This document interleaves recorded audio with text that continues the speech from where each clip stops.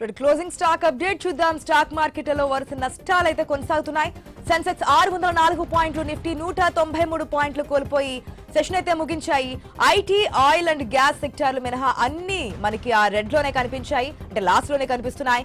Small cap షేర్లు అధికంగా నష్టపోయాయి. గత 5 ట్రేడింగ్ సెషన్లలో కలిపి సెన్సెక్స్ 2300 పాయింట్లు కోల్పోయినట్టుగా తెలుస్తోంది. ఏదైతే స్టాక్ అప్డేట్ సంబంధించి మనతో మాట్లాడడానికి ప్రభు గారు ఉన్నారు, స్టాక్ అనలిస్ట్. ప్రభు గారు, గుడ్ ఈవినింగ్ అండి. గతంలో మనం మాట్లాడుకున్నప్పుడు న్యూ ఇయర్ కి ముందు, న్యూ ఇయర్ తర్వాత ఐ థింక్ మనకు ఒక స్టెబిలిటీ కనిపిస్తోంది, కాస్త లాభాల్లో కొనసాగుతాయి, దాని ద్వారా మిగతా మదుపరులు కూడా దీని పక్కకు వెళ్ళొచ్చు అనుకున్నాం. కానీ ఇప్పుడు చూస్తే సేమ్ అదే ఇంకా కంటిన్యూ అవుతోంది. ఎట్లా చూడొచ్చు అంటారు ఈ వీకెండ్ తర్వాత? అంటే ఇయర్ స్టార్టింగ్ సిరీస్ స్టార్టింగ్ లో బానే ఉంది. 3 days కంటిన్యూస్ గా బానే ఉంది.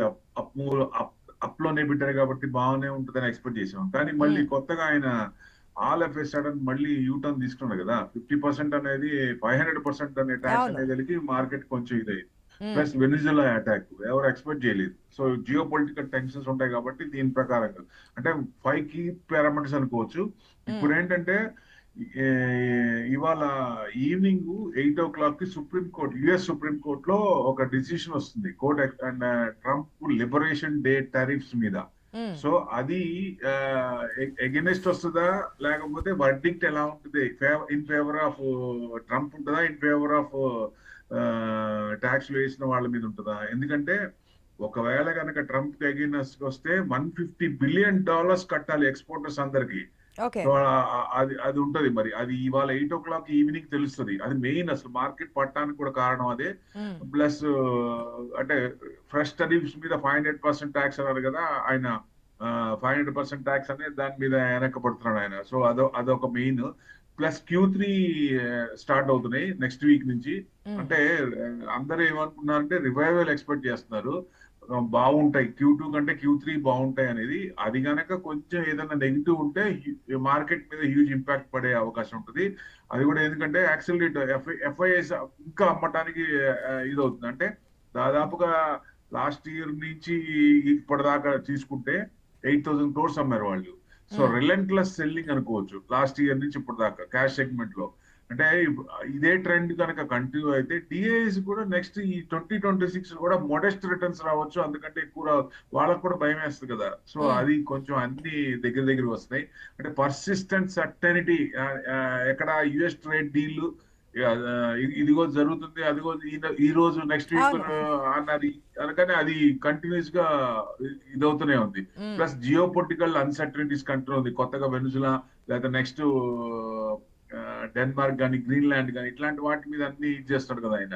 సో క్రూడ్ ఆయిల్ కొంచెం పెరిగింది, వాలటాలిటీ ఇండెక్స్, రూపీ మళ్ళీ పెరిగింది, రూపీ మళ్ళీ వీక్ అయిపోయింది. అసలు ఇవన్నీ కంట్రిబ్యూట్ చేసినాయి ఒక్కసారి మొత్తానికి. సో ఇవాళ నైట్ 8 o'clock దాన్ని బట్టి ఒకవేళ ఆయన కనుక ట్రంప్ కి ఎగెనిస్ట్ గా వస్తే మార్కెట్ విల్ పెరిగే ఛాన్స్ ఉంది. మండే హ్యూజ్ గ్యాప్ అయ్యే ఛాన్స్ ఉంది. ఒకవేళ రివర్స్ స్మాల్ క్యాప్ లో చాలా అంటే లాసెస్ కనిపిస్తున్నాయి కదా, అది ఎంతవరకు ఎఫెక్ట్ ఉంటుంది అనుకోవచ్చు?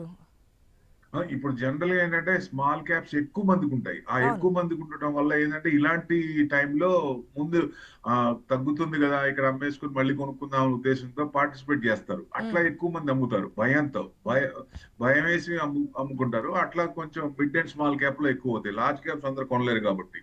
సో జనరల్ గా లాస్ట్ 5 years చూస్తే జనవరి బ్లూస్ నెగిటివే. లాస్ట్ 5 years చూస్తే జనవరి సీన్స్ నెగిటివ్ లే ఉంది. అదే మెయిన్ అనమాట. టోటల్ గా ఒకవేళ ఈ రోజు మనం అనుకుంటున్నట్టుగా ఒకవేళ ట్రంప్ కి అగెనిస్ట్ గా రాకపోతే సిచ్యువేషన్ ఏ విధంగా ఉంటుంది అనుకోవచ్చు?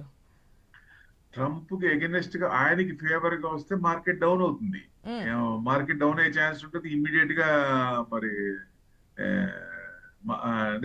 నెగిటివ్ గా తీసుకుంటుంది.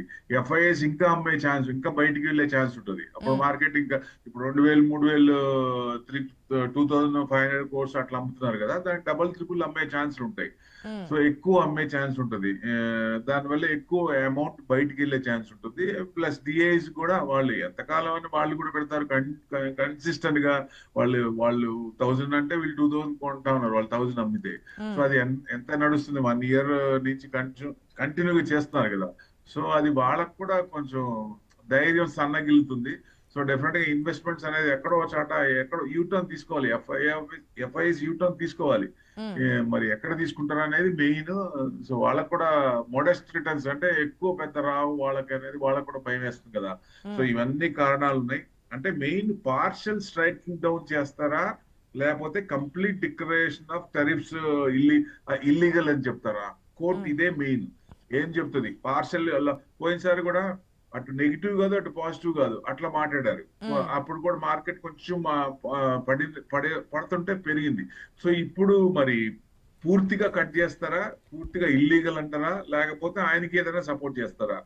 ఇది ఇంపార్టెంట్ మెయిన్. మరి కోర్టు ఏం చేస్తుంది అనేది 8 o'clock ఈవినింగ్ మనం we have to keen watch on that. Clarity అయితే రాబోతుంది మళ్ళీ మనకి వీక్ స్టార్టింగ్ అప్పుడు ఎట్లా ఉండబోతుంది స్టాక్ మార్కెట్ అనేది. Okay sir, thank you so much Prabhu గారు. వెయిట్ చేద్దాం 8 o'clock ఎటువంటి తీర్పు వస్తుంది అనేది. ఆఫ్టర్ దట్ మన స్టాక్ కి సంబంధించి ఎటువంటి బెనిఫిట్స్ ఉంటాయి అనేది. వన్స్ అగైన్ థ్యాంక్ యూ ప్రభు గారు.